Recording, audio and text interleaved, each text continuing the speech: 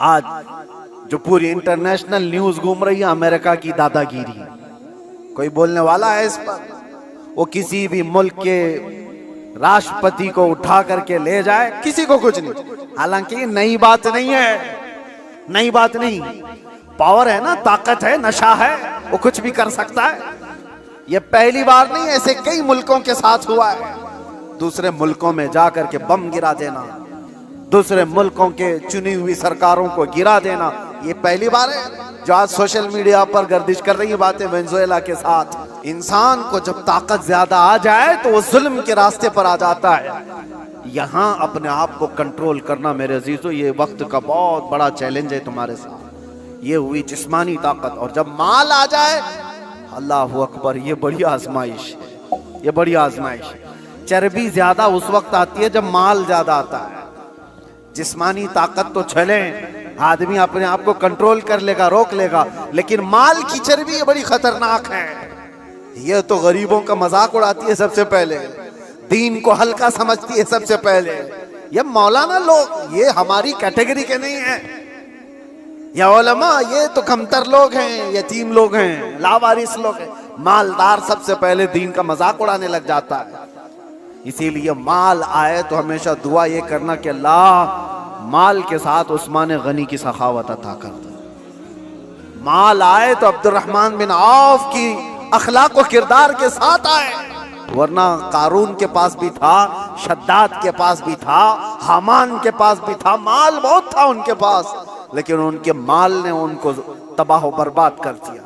आज भी जिसके पास माल आया, पैसा आया, वो ये सोचता है रातों रात सब कुछ मैं अपना बना लूं, अपना खरीद लूं।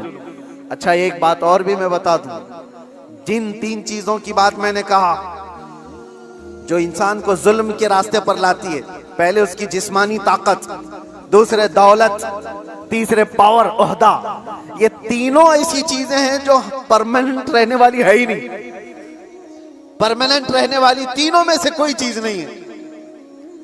हाँ, इतना है कि जिस्मानी ताकत को जाने में टाइम लग सकता है, थोड़े टाइम बाद जाएगी, लेकिन वो भी पक्का नहीं। किसी हादसे में गिर गया, वो सारी जिस्मानी ताकत भस्म हो जाएगी। लकवा मार गया तो बड़ा सा बड़ा पहलवान बिस्तर पर आ गया, कुछ नहीं होने वाला है। मैंने सऊदी में देखा एक बहुत हट्टे खट्टे आदमी को, कोमा में है बेचारा, अब तो गल गया, लेकिन जिस वक्त कोमा में आ गया तो सिर्फ एक अटैक कुछ हुआ, कोमा में चला गया, जिस्म पूरा गल गया, खत्म हो गया। तो जिसको अपने जिस्म पर बहुत ताकत था वो अचानक भी जा सकता है, लेकिन नॉर्मली देखा गया है कि जाने में टाइम लगता है। जिस्मानी ताकत, माल का कोई भरोसा नहीं। लोग ये कहते इतना हमारे पास है कि 7 पुश्तें खाएंगी। हमने उस घर को भी देखा, उसका खुद बेटा 10-10 रुपए की भीख मांगता है। जिसने ये कहा था कि इतना मेरे पास है कि 7 पुश्तें खा सकती हैं, उसका सगा बेटा आज 10 रुपए मांगता है। ये माल को जाने में ज्यादा वक्त नहीं। तीसरा पावर, पावर और मनसब। जो लोग आज बैठे हुए हैं उनको लगता है कि सब कुछ हम अपनी कुर्सी से कर लेंगे। तुम्हारी कुर्सी को हिलने में देर नहीं लगता। तुम्हारा जुल्म जो है ये दीमक है जो इस कुर्सी को खाकर खत्म कर देगा। जुल्म कुर्सी पर बैठा हुआ आदमी जब करता है, माल वाला और कुर्सी वाला दोनों, ये वक्त के साथ ऐसे तेज बहते हैं कि उनको अंदाजा नहीं होता। उन्हें पता नहीं उनके जुल्म के शिकार मजलूमीन की आहें अल्लाह तक जा रही हैं। रब तबारक व तआला कुरान में फरमाता है कि अल्लाह तबारक व तआला इनके कामों से बेखबर नहीं। जो लोग पीड़ित हैं, जुल्म के निशाना बने हुए हैं, तो क्या इनको इंसाफ नहीं मिलेगा? दुनिया की अदालत इंसाफ ना दे, अल्लाह की अदालत तो है जो इंसाफ अता करे। जालिम दुनिया में भी भुगतेगा और आखिरत में उसका दर्दनाक अंजाम है, दर्दनाक अंजाम। फिरौन के साथ क्या हुआ, नमरूद के साथ क्या हुआ? अरे एक मच्छर से हिलाक हो गए। फिरौन पानी में गर्क कर तबाह हो गया, गर्क होकर तबाह हो गया। अबू जहल को 2 छोटे बच्चों ने मार के गिरा दिया। जो ताकत और माल का नशा था जिसको, आज हालात ऐसे मेरे अजीजों, ये 2 तरह का जुल्म बहुत बढ़ गया है, माल का और पावर का। आज जो पूरी इंटरनेशनल न्यूज घूम रही है अमेरिका की दादागिरी। कोई बोलने वाला है इस पर? वो किसी भी मुल्क के राष्ट्रपति को उठा करके ले जाए, किसी को कुछ नहीं। हालांकि नई बात नहीं है, नई बात नहीं, पावर है ना, ताकत है, नशा है, वो कुछ भी कर सकता है। ये पहली बार नहीं, ऐसे कई मुल्कों के साथ हुआ है। दूसरे मुल्कों में जाकर के बम गिरा देना, दूसरे मुल्कों के चुनी हुई सरकारों को गिरा देना, ये पहली बार है। जो आज सोशल मीडिया पर गर्दिश कर रही है बातें, वेनेजुएला के साथ ऐसा हुआ वैसा हुआ। अरे खुद यहाँ हमारे मुल्क में जब मुंबई पर अटैक हुए थे, हमले हुए थे, आपको पता होगा, काफी साल पुरानी बात, ताज पर और ये वीटी में जो हमले हुए थे, उस वक्त पकड़ करके एक अजमल कसाब को तो बहुत घुमाया गया है न्यूज में, लेकिन आपको पता है एक मास्टरमाइंड और भी था, डेविड नाम का, और उसको गिरफ्तार भी किया गया। लेकिन अमेरिका की फौज आकर उसको रातों रात यहां से लेकर अमेरिका चली गई, और ये कह करके कि इसका मुकदमा हम चलाएंगे। दादा है साहब, हमारे मुल्क का मुजरिम है, हमारे मुल्क में फसाद किया, लेकिन कानून उनका चलेगा। ये क्या है? ये पावर का इस्तेमाल। दुनिया यही चीज देखती है आज, जिसकी लाठी उसकी भैंस कहा जाता है। ये मुहावरा यही है, ताकत का ऐसा इस्तेमाल, और ये लोग दुनिया को इंसानियत का दर्ज दे रहे हैं। ह्यूमन राइट्स बनाए हुए बैठे हैं, इंसानों के अकदार ये सिखाएंगे हमें जो दुनिया को जुल्म से हाँकते हैं। मेरे अजीजों, एक बात याद रखो, अल्लाह के नबी सल्लल्लाहु तआला अलैहि वसल्लम ने अगर फरमाया कि जुल्म को अल्लाह पसंद नहीं करता, तो रसूलुल्लाह ने अपनी जिंदगी से करके दिखाया है। यह नहीं है कि तकरीरों में कहा है या कोई स्टेटमेंट है।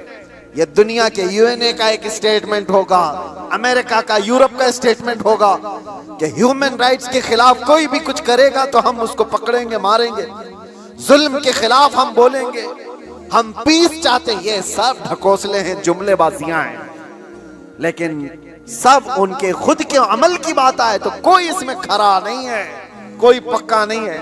लेकिन आओ, बारगाह रिसालत मुआब सल्लल्लाहु अलैहि वसल्लम, अल्लाह के नबी सल्लल्लाहु तआला अलैहि वसल्लम जब फरमाते हैं कि जुल्म जायज नहीं, तो मस्जिद नबवी का वो माहौल है, सहाबा बैठे हैं, हुजूर ने फरमाया ये मेरे आखिरी वक्त होंगे, मैं दुनिया से जा रहा हूं, मफहूम मैं बता रहा हूं, इसके बाद हो सकता है तुमसे मुलाकात ना हो, लेकिन तुम में से किसी पर भी कोई हक मेरा बाकी रहे या मुझ पर किसी का हक बाकी है तो खड़ा हो और मुझसे सवाल करे। हुजूर ने फरमाया, और एक साहबी खड़े हो गए, कहा या रसूलुल्लाह आप पर मेरा एक हक है। कहा क्या है? फला जंग में जब जा रहे थे, आप सफ़ें सीधी कर रहे थे, मैं थोड़ा बाहर आ गया था, आपने छड़ी से मुझे मार दिया था, मैं बदला लेना चाहता हूं, आप पर मेरा हक है। तो रसूल करीम सल्लल्लाहु तआला अलैहि वसल्लम ये नहीं फरमाया इस्लाम का बादशाह जो इस्लामी सल्तनत को एस्टेब्लिश कर रहा हो कि तुम बादशाह जो पूरे कायनात में फैलने वाला दीन है उसके मुक्तदा और उसके आका से बदला लेने की बात कर रहे हो। नहीं फरमाया, हुजूर ने फरमाया उठो आओ। हजरत उमर तलवार निकाल लिए थे, कहा कौन है जो रसूलुल्लाह से बदला लेगा? हुजूर ने फरमाया उमर तलवार नीची करो, या अदालत की महफिल है, ये इस्लाम है, या अल्लाह तबारक व तआला की मंशा के मुताबिक चलेगा, ना कि पावर के मुताबिक।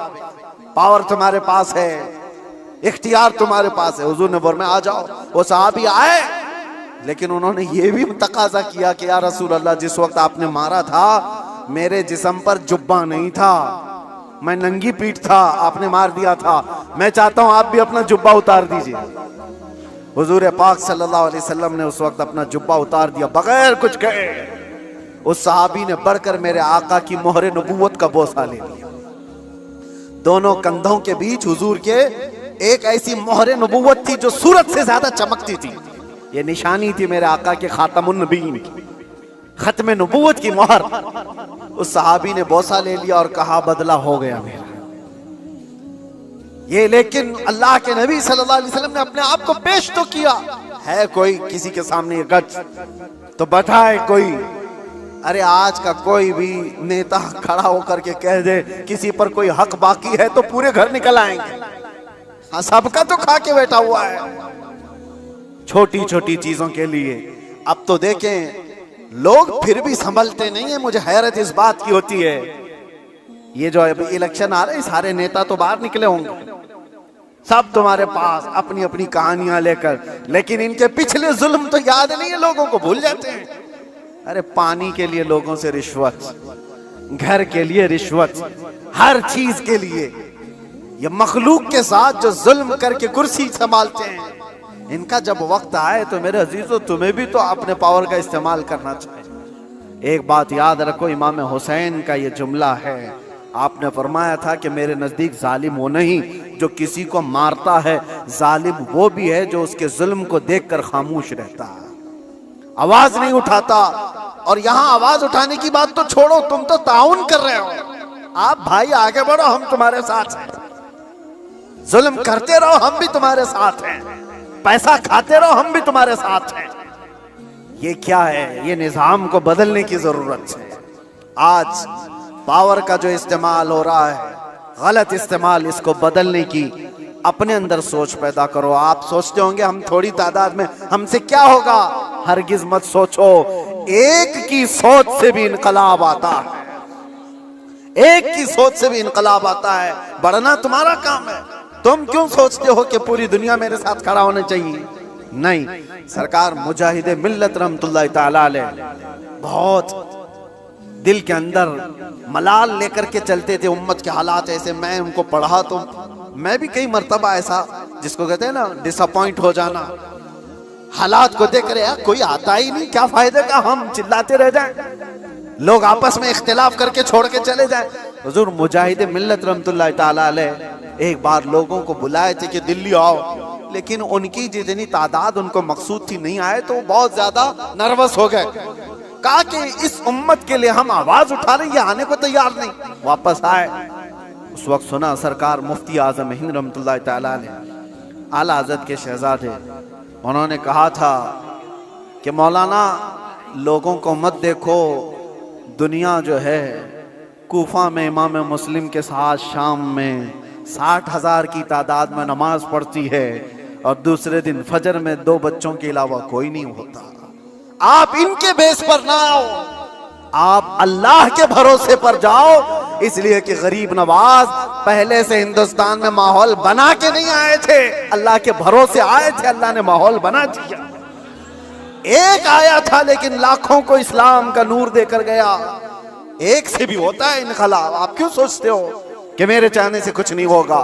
आप सोचो, खड़े हो इनकलाब के लिए कि मैं जालिम का साथ नहीं दूंगा, जुल्म के खिलाफ रहूंगा। लोग तो बिक रहे हैं आज।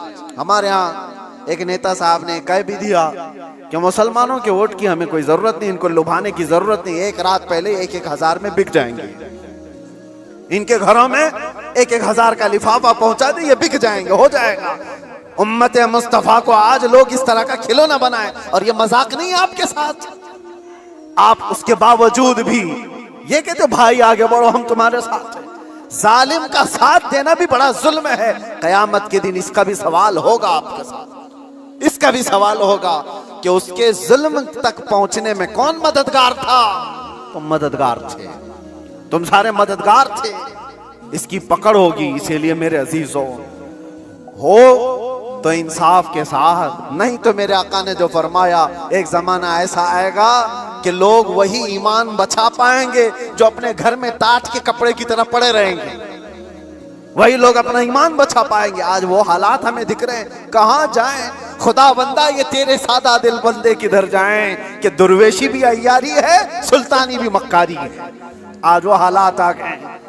अजीजा ने गिरामे वक़ार, खुलासा कलाम मेरा ये है, अल्लाह ताला ने जुल्म को सख्त नापसंद फरमाया, जुल्म को सख्त नापसंद फरमाया। आज जो पूरी दुनिया पावर का और माल का जुल्म कर रही है, ये हमारे लिए नया नहीं है, लेकिन हम जूझ रहे हैं। इंतजार करो, हर जुल्म के बाद अल्लाह तबारक व तआला एक नई सुबह तुलू फरमाता है। जालिमों का वक्त जाएगा, उसको जाना है। कुरान कहता है वकुल जाअल हक़ व ज़हक़ल बातिल, आप फरमाते हैं महबूब हक आया और बातिल मिट गया। इन्नल बातिल काना ज़हूका, और बातिल को तो मिटना ही है, मिटना ही है, जालिम को तो जाना ही है। वक्त आएगा हर एक का। इसीलिए मैंने वो जुमला कहा था जिसकी वजह से मुझे बड़ी सख्त सजा हो गई, कुछ देर की खामोशी। इसीलिए कहा था कुछ देर की खामोशी। ये जुल्म जितना भी होगा, अंधेरा हमेशा नहीं रहता, सुबह रोशन होगी। चांद को गहन हमेशा नहीं लगता, छट जाता है फिर वो चमकता है। ये उम्मत मोहम्मदिया है, आज खिजा रसीदा है, हालात खराब हुए हैं, लेकिन ये हमेशा के नहीं है, ये हालात छटेंगे और उम्मत मोहम्मदिया का वकार वापस आएगा। और हमारा काम क्या है? उम्मत को जगाना, बेदार करना, तुम्हारी तो हैसियत और तुम्हारी अपनी वैल्यू बताना कि तुम वो नहीं हो जिस तरह की जिंदगी गुजार रहे हो। 100 साल पहले इकबाल ने बहुत प्यारा शेर कहा था, बहुत प्यारा, हमें झिझोड़ते हुए कहा था कि उम्मत मोहम्मदिया को मुखातब करते हुए इकबाल ने कहा था कि पहाड़ बसेरा कर पहाड़ों की चट्टानों में, तू शाहीन है बसेरा कर पहाड़ों की चट्टानों में, नहीं तेरा नशीमन कसरे सुल्तानी के गुंबद पर। मतलब समझते हो उर्दू है, नहीं तेरा नशीमन कसरे सुल्तानी के गुंबद पर। कसरे सुल्तानी बादशाह के महल का गुंबद कितना ऊंचा हो सकता है? ज्यादा से ज्यादा कितना फीट ऊंचा होगा? 200 फीट ऊंचा कर दिया होगा, 400 फीट ऊंचा होगा। लेकिन इकबाल कहता है वो गुंबद की ऊंचाई ये तेरी मंजिल नहीं है। एक परिंदा है शाहीन, जानते हो, जो सबसे ऊंचा उड़ता है, और इतना ऊंचा उड़ता है कि उसको कौवे भी नहीं देख सकते, कौवे भी नहीं देख पाते उसको। शाहीन इतना ऊंचा उड़ता है। और इकबाल इसको उम्मत मोहम्मदिया को कहता है, नहीं तेरा नशीमन कसरे सुल्तानी के गुंबद पर, तेरी ऊंचाई इतनी नहीं है, यहां बैठने की नहीं है, तू शाहीन है बसेरा कर पहाड़ों की चट्टानों, तुम बुलंदी के लिए बनाए गए हो। ये क्या है? ये जो छोटी मोटी चीजें इसके लिए नहीं। अब आखिरी मेरा पैगाम ये है कि जुल्म ये भी है कि रिश्वत लेना, रिश्वत देना। अल्लाह के नबी सल्लल्लाहु अलैहि वसल्लम ने फरमाया, अर्राशी वल मुर्तशी किलाहुमा फिन्नार, रिश्वत लेने वाला, रिश्वत देने वाला दोनों जहन्नम में जाएंगे। मेरे आका ने फरमाया, हाँ, वोट के लिए जो पैसा बांट रहा है और जो ले रहा है, अगर ये रिश्वत की मंजिल में आया, दोनों जहन्नमी हैं। ये मेरे आका की हदीस है, इसीलिए कान खोल करके सुनो। उम्मत को हक बताना ये मेरा फरीजा है, बाद में जहन्नम का काम करना ना करना ये तुम्हारे हाथ में है। अल्लाह तबारक व तआला सबको हिदायत अता फरमाए। रब तबारक व तआला जुल्म की हर शाख से हमारी हिफाजत फरमाए।